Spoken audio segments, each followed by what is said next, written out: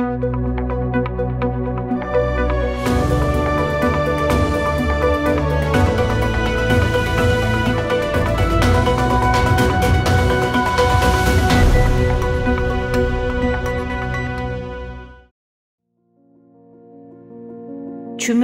ögünüşke tegişlik rəhbərlik sənəti.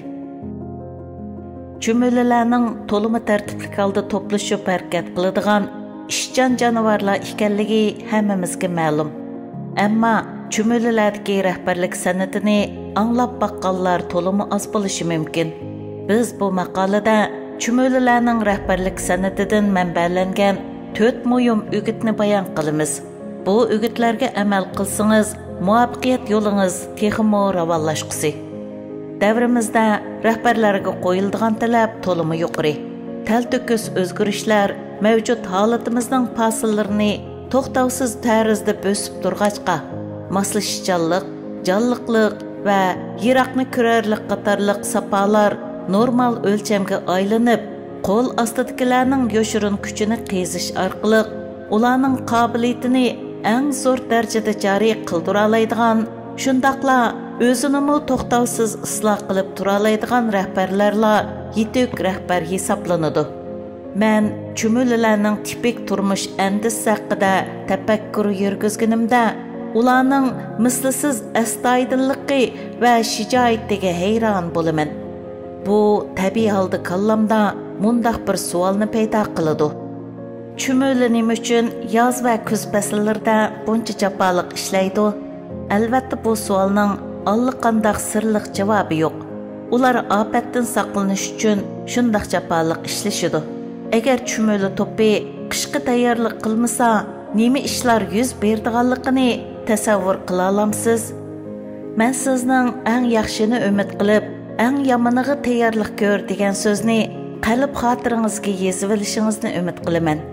Çümölülər qışqa hər göz sal qarmaydı. Çünki ular bunda qilishning talto'kis halokatdan derak berdiganligini biladi.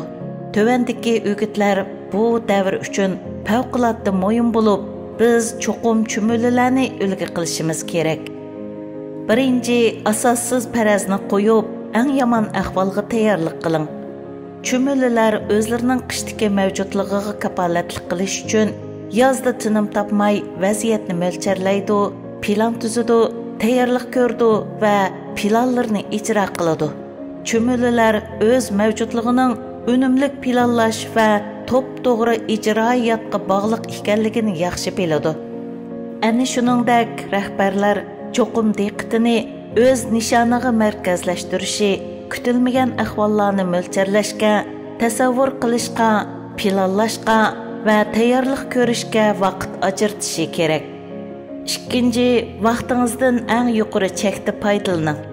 Çümölülər qish kelishdan necha oy ilgarila qishdagi mavjudligi uchun puxta tayyorlik ko'radi. Bu rahbarlarni tirishchan bo'lishga, inchikki plan tuzishga undaydigan kuchli saboqdir. Vaqtning naqadar muhimligini to'nib yetish hamda ishning qimmatini asos qilgan ichki sistema orqali ishlarning muhimlik darajasini baholab chiqish to'limi muhim. Uchinchi, kelgusiga tayyorlanish. Kelgusini va muhim ishlarni nazardan saqit qilmang. Çümölülər nimaning o'zlari uchun muhim ekanligini biladi va butun diqqatini tamoman shu ishga markazlashtirdi. Ular planli holda qish kelishdan ilgarila oziq-to'lik to'plab oladi. Ularning plani oziq-to'lik tepish, saqlash va tarqitish qatorliq halqalarni o'z ichiga oladi. Rahbarlar ilgari tapovat qilingan, to'plangan yoki erishilgan boyliqlarni so'rib tugitib etmasdan, yangi boyliqlarni to'plashi va ko'paytirishi kerak. Yig'ib aytganda, rahbarlarning cho'qim rohat ko'rishni kechiktiradigan odati bo'lishi va bu odatiga izchil rioya qilishi kerak. 4-chi, odam kuchidan unumli foydalanish. Qo'l ostingizdagi muvaffaq kishilar yoshirin kuchingizni va muvaffaqiyat qozonish imkoniyatingizni oshirdi. Çümölülərning to'plashib vazifa ijro qilishi to'limi hayron qolarlik emasmi?